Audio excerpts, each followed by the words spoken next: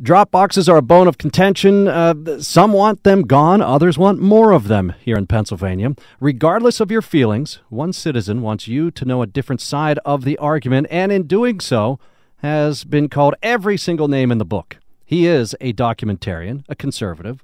Some say he's a skeptic, others say he's a provocateur. He is a New York Times best-selling author, an immigrant who was born in India and arrived on our shores for college, then became a naturalized U.S. citizen. He worked on public policy in the Reagan administration. He has been named one of America's most influential thinkers.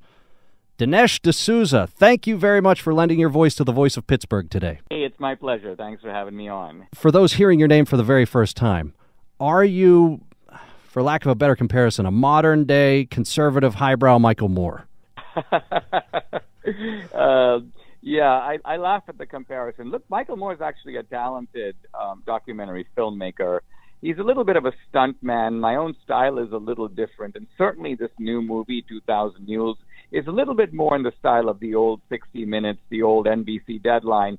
It's not so much an effort to clown around the issue, but rather to lay out evidence, to carefully consider it. I've got a range of viewpoints analyzing it in the movie because we're dealing with a very important question, which is, was the 2020 election marred by significant and systematic fraud? Okay, and your film will generate much criticism. There's skeptics. This interview will be hit with a lot of skepticism as well. So I'm going to clear the air before we even get into the nuts and bolts of 2000 Mules. President Trump pardoned you for 2014 campaign finance violations. Did Donald Trump ask you to produce this documentary or have anything to do with it? Absolutely not. I don't know Trump. I had never met him. When he pardoned me, he called me to tell me, and he said he knew about my case. He said he knew it was BS in his phrase. And I, of course, welcomed it. Look, I gave $20,000 to a college friend of mine running for office, and I was sort of vigorously prosecuted by the Obama Justice Department and locked up in a confinement center overnight for 8 months for this heinous crime. I mean, think about it. Mark Zuckerberg put $400 million into the 2020 election. His front men were going to cities and counties and saying, listen, I'll give you money if you install these mail-in drop boxes. He infiltrated the election offices in Wisconsin. So, there's a bit of a double standard here. But anyway, all that being said, Trump had nothing to do with this movie. He didn't put a penny into it. The money to make the movie came from Salem Media. Salem is a radio network that sponsors my podcast. They put up the equity capital for this movie. And so it's an independent film. Okay, and you did this in working with a company called True the Vote, which is a vote monitoring organization. Where do they get their money? They had $2 million. Was that also through Salem? No, True the Vote is an organization that's a nonprofit group. It's independent of us. My wife is friends with Catherine Engelbrecht, who runs that group. In fact, Bevy, my wife, was trained as a poll watcher by True the Vote. This is going back to the Obama years. Now, interestingly, when there was all this talk of fraud right after the election, True the Vote was totally silent. And so my wife and I called Catherine. We were like, wow, all these people weighing in about fraud, the machines swapping votes, the Chinese. You guys haven't said a word about it. Where are you on all this? And they were like, well, we think that there's a different way to look at all this, and we're trying to raise money to buy this cell phone geo-tracking data. Now, as it turns out, they got a donation of $2 million that enabled them to do this. And I happen to know the donor. It's just nonprofit organizations raise money, so they were able to get the money to do this project. They bought this data, which, by the way, you can buy on the open market. It's the data of the movement of cell phones, and this is part of the way that they investigated the so-called mules that make up the subject of our movie titled 2000 Mules. In fact, the CDC bought some of that very similar data as well to track people's travel habits during the COVID-19 lockdowns. That's a story that just came out over the last day or two. So, yes, the data is available. Joe Biden has been president for, 16 months? The election is over. Why did you make this documentary? Was it intellectual curiosity? Was it to upset people or attempt to sow distrust in the system or overturn things? What did you hope to accomplish? Well, what happened is that Catherine and Greg, who are Catherine Engelbrecht and Greg Phillips, the two principals of True the Vote, came to our house about 6 months ago, maybe 8 months ago, and they said, we got to show you some of the stuff we're finding because it's pretty eye-opening. And what I found remarkable, it wasn't just the geo-tracking data, which is showing a cell phone going typically in the middle of the night from one Dropbox to another, to another, to another, to another. You know, I began to think, what rational reason could anyone have to do that? And then it turns out that they have video evidence. This is video obtained through public information records. We're talking about the official surveillance video of the states themselves. And so the geo-tracking shows a mule, and let's say it's me, Dinesh. Dinesh is going from Dropbox to Dropbox at 2 a.m. in the morning. And then you look in the video, and sure enough, there I am. And what am I doing? Well, I'm wearing a hoodie. I'm looking left to right to make sure no one sees me. I've got a backpack full of ballots. I'm wearing gloves so as not to leave fingerprints on the ballots. I start stuffing the ballots in one after the other. Then I start taking photos of the ballots going in. I mean, think about it. Who does that? Who takes photos of ballots going into a Dropbox? Not a selfie, not like I voted, but rather what's happening is the mules are taking these photos to show that they were there so that they can get paid. And all of this is on video. So when I saw this, I was like, you know what? This is evidence of a completely different caliber than anything I've seen before. So a movie is a truth-telling enterprise. The idea is to know what really happened in the 2020 election. And, of course, what is done about it is a whole separate question. Okay, and people could say, well, that person may have been dropping off their parents' or their kids' ballots or anything like that. What do you say to people who are skeptical about, John went in and put 6 ballots in? No big deal. Right. Now, let's look at the state of Georgia. In the state of Georgia, because election laws vary a little bit from state to state, in the state of Georgia, you are allowed to ask a family member, or if you are confined in a facility, a caregiver, to drop off your ballot. And so if we saw one person going to a Dropbox and dropping in 6 ballots, by itself that would not raise suspicion. But if this very same person then goes to another Dropbox and drops in another 6 ballots and another Dropbox, now first of all, think about it. Why go to so many Dropboxes? If you've got some family members' ballots, why don't you put them all in one Dropbox?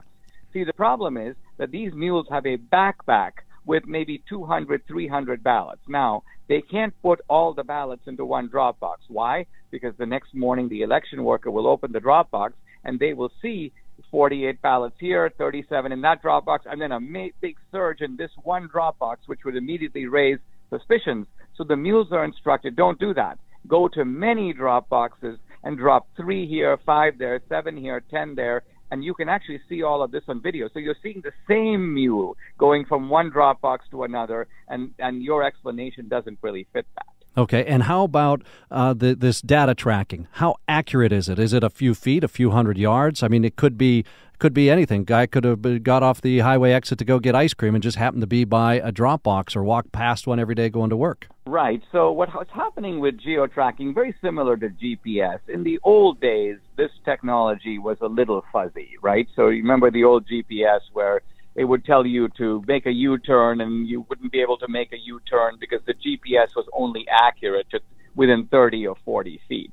But GPS has become much more accurate, and now they can tell you, go past this set of lights and then make a left. Well, cell phone geo-tracking is far more accurate because it's not coming from some cell phone tower. People think, oh, it's pinging off the tower. That's the old days. Cell phone geo-tracking is based on apps that are inside your phone that are giving information about your precise location. And cell phone geo-tracking today is accurate to between 12 and 18 inches. And how precise was your data tracking? I mean, what were the parameters to find the 2,000 mules? The parameters in the movie were very simple. Essentially, True the Vote ran a search algorithm saying, let's look for mules who stopped by 10 or more Dropboxes. Now, it's very important to realize we're not talking about people walking past the Dropbox. We are talking to people going to the Dropbox, stopping at the Dropbox, and then returning typically to their car. And you can easily tell the difference. Why? Because the geo-tracking is pegged not only to location, but to time. And so by following the cell phone through time, you can actually see it move. Now, so the reasons for setting the high bar of 10 drop boxes is there could be an innocent reason to go to 2. Maybe you went to 1 drop box and you dropped off a ballot. Then you were walking past the second drop box, but oops, you had to tie your shoelace. So you can say, wait a minute, I have an innocent explanation. But who has an innocent explanation for going to 10 drop boxes? Yeah, 10 boxes in one night. Did you get to talk to any of the so-called mules? And were there any charges pressed against any of them? Yes, we have a mule that's interviewed in the movie. She's a woman from Arizona, and she was actually busted in this vote trafficking operation. She agreed to cooperate with the authorities, which is why she's able to be in the movie. But even so, for safety, she goes, you need to alter my voice, you need to camouflage my face. And so we do that. But it's fascinating because you get, well, I wouldn't call it from the horse's mouth, but from the mule's mouth. And were there any other paper trails or proof of payment? Yes. Not only do you see the mules taking these photos with the obvious explanation that that's how they get paid, but whistleblowers have stepped forward both in Georgia and in Arizona who have disclosed that the payment process is usually, it varies somewhat, $10 a ballot, and even more in the Georgia runoffs. So True the Vote had a whistleblower come forward in Georgia, and he said, I was paid $10 a ballot. And they were like, wow, man, you were like a lone entrepreneur who's doing this. And he's like, are you kidding me? I'm part of this major operation. Tons of people are doing it. That's what gave True the Vote the idea to buy the geo-tracking data in Atlanta to try to document this phenomenon. And what about the gloves? I mean, it was winter. It was the fall, November. Why were people wearing gloves? It's cold, right? Right. So this is where the video is helpful, because we're not talking about gloves, we're talking about surgical gloves. So in other words, you can see that the mules are wearing hospital gloves, not warm, fuzzy woolen gloves. And you can't even attribute it to COVID for this reason. You see the mules initially, and if you look at the mules, even through Election Day, they're not wearing gloves. They don't have gloves on. But after the election in the Georgia runoffs, you notice that in the middle of December, in the early voting period, suddenly gloves start appearing on the mules. And then initially the researchers who were doing this work were like really baffled. Why the gloves? And then they realized that there had been just the previous day an indictment in Arizona where the FBI busted a vote harvesting operation. And the way they did it is by finding fingerprints on the ballots, on multiple ballots. So the word went out among the mules, start wearing gloves. And so the COVID explanation doesn't work. It was cold and the winter explanation doesn't work. Once you begin to sort of move into this level of detail, you begin to see that the reason for wearing gloves is not to leave the fingerprints on the ballot. Okay, and we are in Pittsburgh. Pennsylvanians must request their no-excuse mail-in ballots. They are numbered on the envelope, scanned, confirmation of acceptance emailed to each voter, cameras at the warehouses. Everything seems valid, proper, logical, buttoned up. It's a solid option to in-person voting. Both parties agreed to the process, although the state judge deemed Act 77 unconstitutional, yet it remains in effect. 40% of our votes were mailed. Zuckbucks were spent in Philly. What are your findings of the process in Pennsylvania? A lot of mules. And you have to ask yourself this question. We have to make a critical distinction here between vote harvesting and paid ballot trafficking. Vote harvesting is legal in some places, and it's legal according to different sets of standards. In California, for example, you can give anyone your ballot and say you drop it off. In Georgia, no, you have to give it to a family member unless you're in a nursing home, then you can give it to a caregiver. But in no state is it legal for money to change hands. In no state is it legal to pay anyone, let alone a mule, to deliver a ballot. And so in California, if I tell my neighbor, go drop off my ballot, he can do that. But if I say, go drop off my ballot, and he says, I'm going to charge you $50, so I go, and here's $50 to do it, that becomes immediately a fraudulent ballot because the issue of bribery is involved, money has changed hands, that vote cannot and must not be counted. But in Pennsylvania, you cannot drop off somebody else's ballot. They strongly recommend that you do not do that or stress that you do not do that. What did you find in Pennsylvania and Philadelphia? Were there? You said there were a lot of mules. We found the largest number of mules of any of these cities. Remember that the True the Vote's geofence, the geofence is nothing more than the circumference that you're looking at, that you buy the data for. When you compare Atlanta, Phoenix, Milwaukee, Detroit, and greater Philadelphia area, to give you a sense, in Atlanta, about 240 mules, but in Philadelphia, about 1,100. So think about it. Think about the kind of organized operation you need to deploy 1,100 mules in the weeks leading up to the election to be depositing these ballots into mail-in drop boxes. And the parameters, again, these people had to stop by 10 different drop boxes, correct, in a short amount of time in order to be considered one of the mules. I have stated several times, to much criticism, by the way, that officials must look into any allegations and provide honest analysis to rectify the situation's observations or suspicions in order to ensure voter integrity and confidence going forward in future elections. A lot of the things can be quickly dismissed. Am I wrong in asking for a review of allegations from people? No, and not to mention the fact that, and I would add to this, look, I'm not saying, some people say, well, we shouldn't have mail-in drop boxes. What I say is, look, is there any rational reason not to have electronic surveillance on all mail-in drop boxes? I mean, we have electronic surveillance in parking lots. The cost of technology is really cheap. This can be done, and yet in many places, in fact, I would say in most places, it wasn't done. Now, True the Vote was able to obtain through public records 4 million minutes of video. So it's not like they don't have a lot of video. This movie is full of video. Mm-hmm. But nevertheless, a lot of places didn't take video. And that, of course, is going to create vulnerabilities that fraudsters are going to look for ways to exploit. So you're not saying do away with the drop boxes, just have surveillance on them.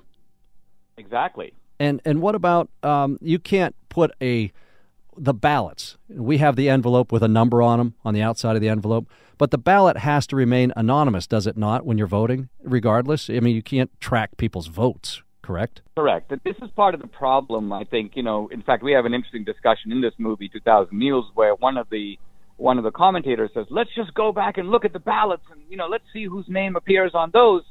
And, others had to point out correctly that, look, there's no name on the ballot. That once the ballot is removed from the mail-in envelope, the only address and name and signature is on the envelope. But once those two documents are separated from each other, there's no way to kind of reverse engineer the process. And has anybody in authority looked into the claims that your movie is making, 2000 Mules? Yes. Well, the movie is very new. It's been shown in it's been shown in 300 theaters on Monday, May 2nd. It'll be in theaters also limited release on May 4th.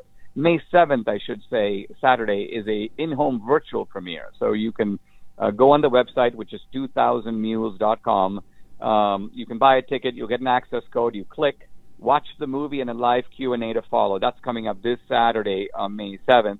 Now, I will say that True the Vote has filed a complaint with the state of Georgia, laying out their evidence, providing their geo-tracking, and Brad Raffensperger, the Secretary of State, has opened an investigation into ballot trafficking in Georgia, directly based, he has said publicly, on the reports of True the Vote. Now, where that investigation will go, how far along it is, I don't know. But yes, there are officials looking at this evidence and taking it seriously. And when I bring up a story that's happening in Pennsylvania, somebody's looking into something, it's an official thing, maybe a city's looking into something or whatever.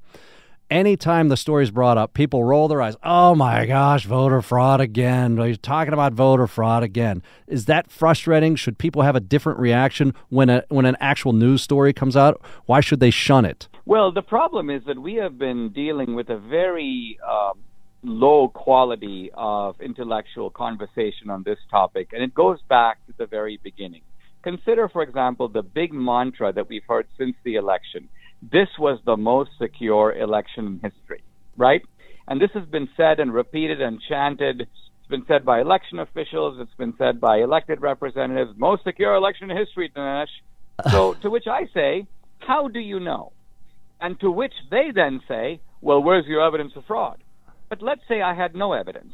does it follow logically that this makes it the most secure election in history? Does someone made a comparison between the amount of fraud in 2020 versus 2016 versus 2012 versus 2008 versus 2004? Where is that comparison that reveals that the amount of fraud in 2020 was less than in any no one's even attempted this. And so people make assertions that are purely dogmatic, unsubstantiated by any research or any kind of comparison, and they get away with it. And then, of course, if you criticize them, they go, you're spreading the big lie, or we need to shut you down and ban you from social media.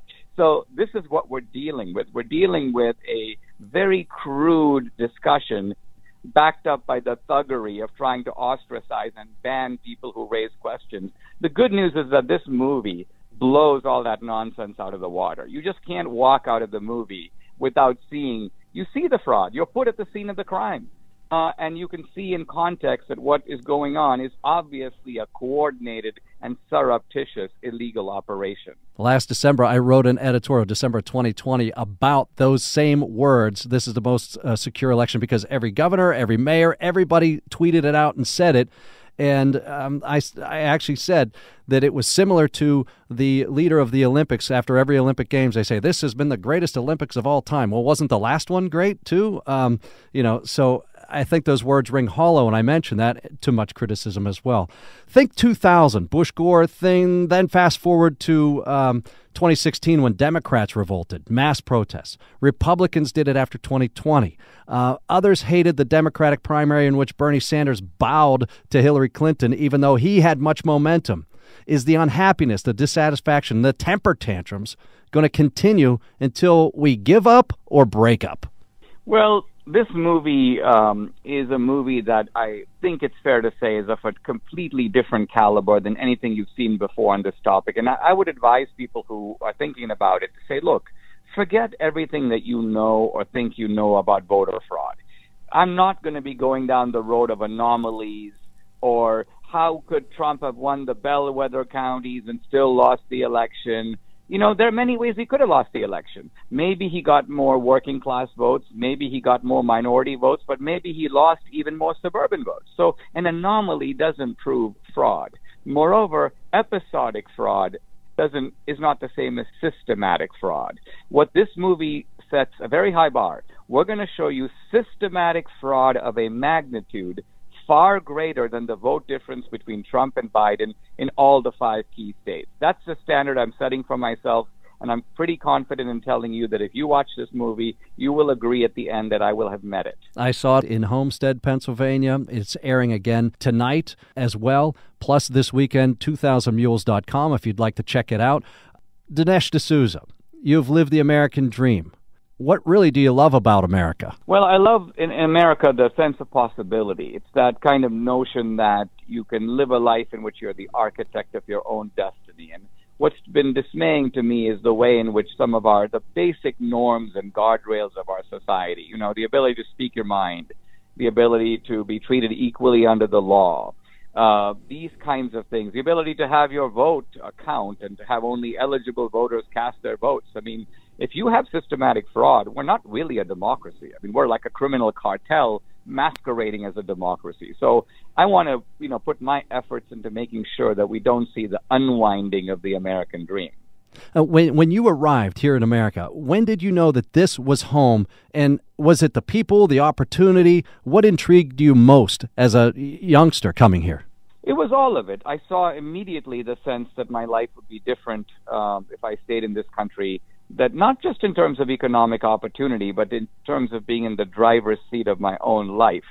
And then I saw that the American way of life is not just something that happened here because, the climate is one way, but rather it was the result of a kind of architecture of the American founding. And I've devoted a good deal of my life to sort of studying the principles that on which America is based.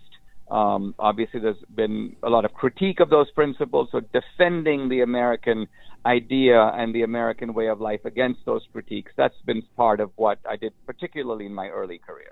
Apathy towards the American idea, is that what you most fear?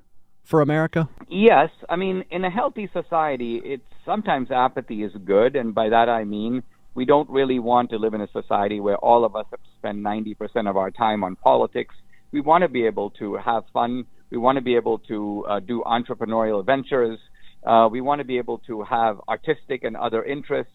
I think we are living in a dark and unhealthy moment of American democracy now. And I think we need to devote more time to fixing these problems. Otherwise, we'll be in a different America going forward. Okay, and you've traveled most of this country. What's one of your favorite spots to visit? Oh, I mean, I like so much about it. It's a huge and beautiful country. I moved out of California recently to Texas, but I have to admit that California wins hands down as the most beautiful state in the nation. Of course, I love Colorado. I now live in the suburbs of Houston, and I like Texas as a kind of, you could almost say that Texas is America in italics. You know, it's got its own spirit, which I like. It's very adventurous and very brave. And so there are a lot of things I like about America. Yeah, assuming you're not locked up in some atrocious living condition in a D.C. jail in the near future, what are you working on next? Well, I have a book on the exact same topic. It's 2,000 Mules, and it's going to come out in the early fall. Typically, I do a book and a movie that go sort of hand in hand. The book is a chance to lay out the argument in more detail with chapter and verse, obviously footnotes, things that you can't put in a movie, but that cross the T's and dot the I's. And so I'm working on the book that is the accompaniment for the movie. The movie is called 2,000 Mules. You can get information on it at 2000mules.com. Dinesh D'Souza, documentarian, American, conservative, great thinker, outside-the-box kind of guy. Thank you very much for joining us and spending so much time and lending your voice to the voice of Pittsburgh. Thank you. I appreciate it.